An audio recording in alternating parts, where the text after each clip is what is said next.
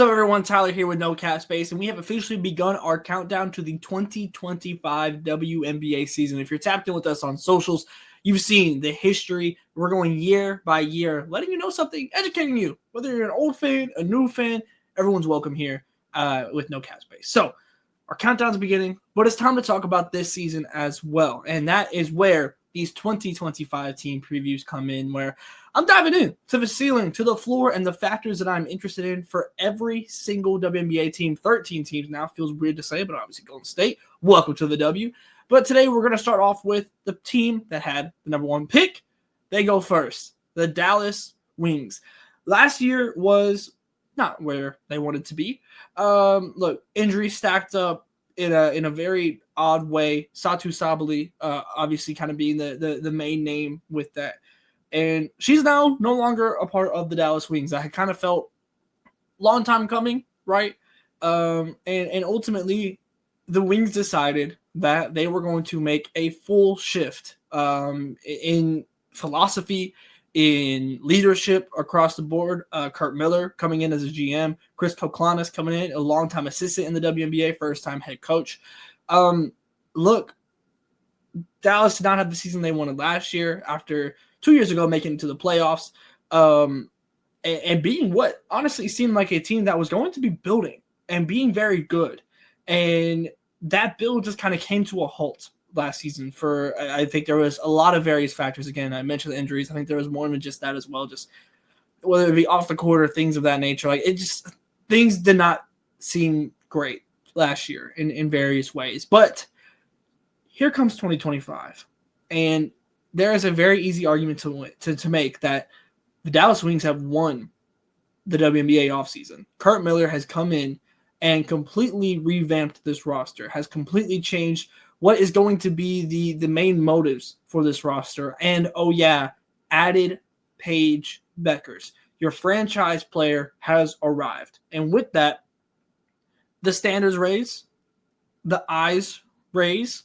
And I know that this is something that Andrew talked about in 5 Out. I know CatSpaceWB.com, but frankly, there is a total just hole in the Dallas sports world right now. Obviously, Luka's gone. The Cowboys suck, as always. And now it's Paige Bueckers' time to really come in and take over Dallas. And I feel like the Wings have set her up to do that. But also, I don't want to talk about just Paige Bueckers here. Arike Ogunbowale is one of the best guards of the WNBA. And I think last year we really underappreciated, myself included, just how good of a season she was having because of the team she was having it on. And, of course, that happens and whatnot. It's not like she was going to go and win MVP or anything like that with the record or be in those conversations. But she was the way that her game has evolved, especially in a two-way sense, has been incredible, right? And to see that, and to see now her having a team, finally having a point guard next to her that is going to allow her to play off ball more, to have some divided attention instead of the entire defensive game plan being to stop Arike. I'm very excited to see what that looks like. But I want to dive into this season, this preview. What is the ceiling? What is the floor, and what are the things I'm looking for from this Dallas Wings team? Let's talk about it. I got a ceiling at the second round, and I'm thinking in kind of a similar vein to like at their best, right? At their best, I think there's an argument to be made that this roster is a better roster than the Fever roster from last year. Now we're going to talk about the factors here. But that's why I think second round at the absolute most with this team, and that is if they are at their very, very best. That is the highest high of their ceiling. And that is a very high mark to reach that I don't think they will. I don't think they will go higher than that. And the floor is a lottery team, being back to where they were. And that is honestly more so a take based on how good the rest of the WNBA has gotten, compared to them also rising. Because I love the moves that the Wings have made. But there's a lot of teams that have made a lot of moves across the board. And you got to think Chicago is going to be is going to have a case to make the playoffs. You got to think of a team like Atlanta, right? Going to be fighting for that playoff spot. Connecticut will be down. But I mean, that last, I'm looking really at that last lottery team slot, and there's going to be a lot of teams as we go through this series that are going to have a similar ceiling and floor, because I think there's a lot of teams that are bunched up in a very similar tier. And can the Wings get away from that tier and build some cushion? That's what I'll be looking to see this season. And so the floor to me for this team is being that first team out of the playoffs. But I'm not going to lie, I feel pretty damn good about this Wings team making the playoffs. And a lot of that is what I like about them. A lot of that is what I dislike about other teams and the way that they have built. And we'll talk about those teams when the time comes in this series. But there's three things here that I really want to hit on, right? And as to where I feel like this season will make or break. And that's how we'll do this entire series. We'll have a ceiling, we'll have a floor, and we'll have three topics here that I think are the make or break topics that will allow a team to succeed or fail. For the Wings, it's a pretty general one, first off, but do the new pieces fit? You got a lot of new pieces coming in. And it's going to be an interesting fit. You have DJ Carrington, Alyssa Smith, Ty Harris, Maisha Hines-Allen was a fantastic pickup for them. Will they fit, right? You have a whole rookie class, and I thought they killed it in the draft, right? And are you able to give those minutes in? A Maddie Segrist? Like, how does this work? And that's not a negative thing on like the team building or who they selected to bring in or anything like that. It truly is just, you got to figure it out, and that's okay. But how long does that take? Because again, I feel like they're going to be in a battle in kind of the same realm as like 4 teams maybe towards the bottom half of the playoffs and at the very beginning of the lottery. How much time does it take to iron stuff out? And it might not take any time, right? It might not. But what does that look like? And how do you figure out what this new style of Dallas Wings basketball looks like? Because I just think I to a point, I think it'll be similar, and we'll talk about that in the establishing identity aspect of this. But there is obviously a lot of differences. And so I'm interested in, and one, who makes the roster, because I like a lot of their picks. I loved the Mackenzie Forbes pickup as just a potential. I mean, like seeing her at USC, what she was able to do next to Juju, like that feels like the perfect 3 next to Arike and Paige. And not saying that she's going to be a starter or anything like that, but I'm very interested in seeing if she makes the roster. Obviously, DJ Carrington will be in that role, so again, not going to be a starter. But how do these pieces fit, and how do some of these players evolve, right? Like DJ Carrington is obviously a fantastic defender. We'll be able to see, and she's not going to be asked to do a lot on offense, and she shouldn't. She shouldn't have to be. You have Paige Bueckers and Arike Agumbawale, right? And even Tierra McCowan down low. What does this look like from an evolution standpoint? With like, does a DJ Carrington, is she able to maybe become more 3-and-D, right? How does Alyssa Smith evolve her game? Because I mean, that was kind of the pickup to get with Satu partially. And how does she fit? How does she grow her game in Dallas? Something I'm very excited to see. So that's kind of, and again, that's not even a negative thing. It truly is just, how long does it take? Does it fit? What does that process look like for the Dallas Wings this year? Number 2, is there a year 1 adjustment for Paige?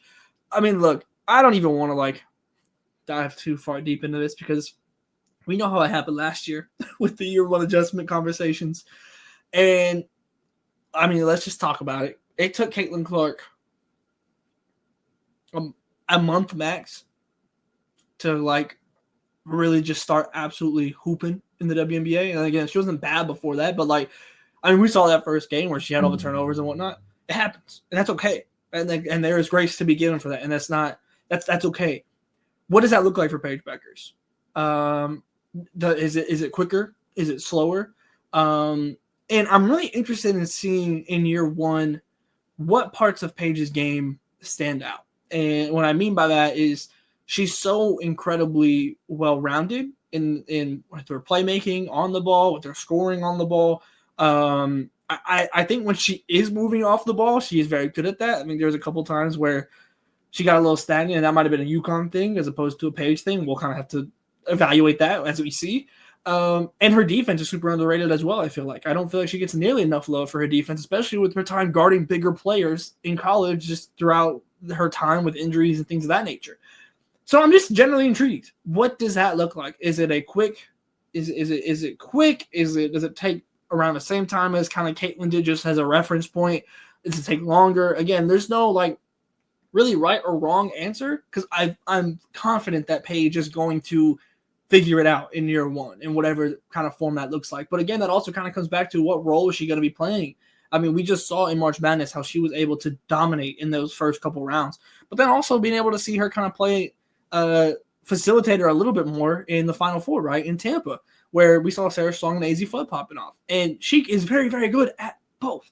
And so I'm looking at just what skills stand out first for Paige. And again, I feel like that has a lot to do with the role and what Dallas is immediately asking of Paige Bueckers. And again, I'm confident that she'll figure it out.